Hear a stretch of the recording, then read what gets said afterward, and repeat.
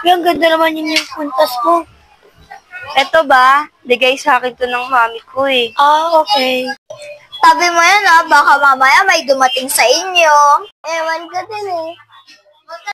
Grabe naman siya, binubuli siya. Oo, ano naman pa kayo mo? Bagay nga sa kanya, di ba? Oo nga. Sana hindi ako malasin. Sana nakuha kong kwintas. Parang kinakabahan ka naman dyan. Wala. Nasaan na pala yung nakuha natin na kwintas? Ay, nasa bahay. Kaya na tayo, usap na tayo sa taas. Sige. Ay,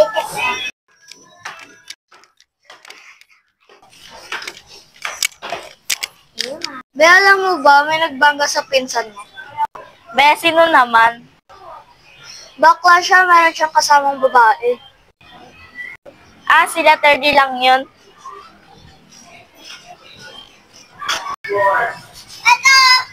Ngayon po ay inaanyayahan. Malalaglag. Pero dito na tayo, malay mo nandito sila Merang. Tama ako, nandito sila Almira.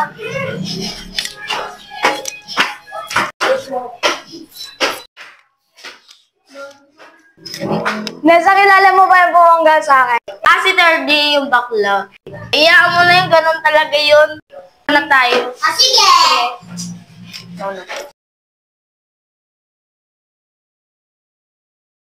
Saan kaya sila, Christian?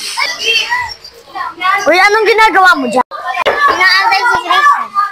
Ganun ba? Hinahanap ko din sila eh. Sama ka sa akin. Sila Lord, puntahan natin. O sige. Uy, Lord, saan kayo pupunta nila, Jassy? Hinahanap nga namin kayo eh. Saan ba kayo nagpunta? Nilibre ko lang si Nessa. Tara, sama kayo sa tambayan ulit namin. Sige. Sige.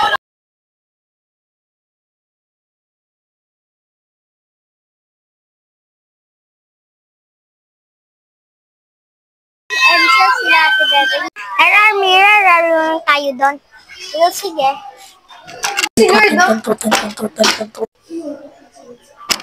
Nakilala mo ba sila? Hindi. Sino ba sila, ate? Mga kaibigan ko yan. Tara, ate, akit na tayo. Sige. Kamusta na kayo? Wala ka na doon. Umalis ka dito dahil ka nang nakatara dito. Okay, sige. Mauuna na ako. Baka magalit kayo sa akin eh. Bakit naman siya inaaway? Wala naman siyang ginawa masama. Wala ka na doon. Lord, ba't dito nakauwi si Amara? Di ko alam. Alam mo na yun. Uy, wag niyo naman pag-usapan si Mara. Pag-usapan na lang natin yung pinsan ko. Ano ba meron sa pinsan mo? Bawal ko sabihin pero sasabihin ko pa rin. Hindi ipagsabihin sa ibang tao. Sige. Palit tayo yung pwesto. Kwento ko na sa inyo ha. Kilala niyo ba si 30? Oo. Sabi kasi ng pinsan ko, binuli daw siya ni 30. Ano ba ginawa ni 30? Tinulak siya. Bakit? Bully ba yun? Alangan, ikaw kaya itulak. Bakit? May sumpa ba pinsan mo? Paano kung sinabi kong oo? May kwintas yung pinsan ko, kasi kwintas dalawang babae. Uy, wag na nga natin yung pag-usapan. Umuwi na tayo kasi paggabi na. Asan kaya sila, Lord? Huwag mo na nga. Gabi naman na bukas na lang.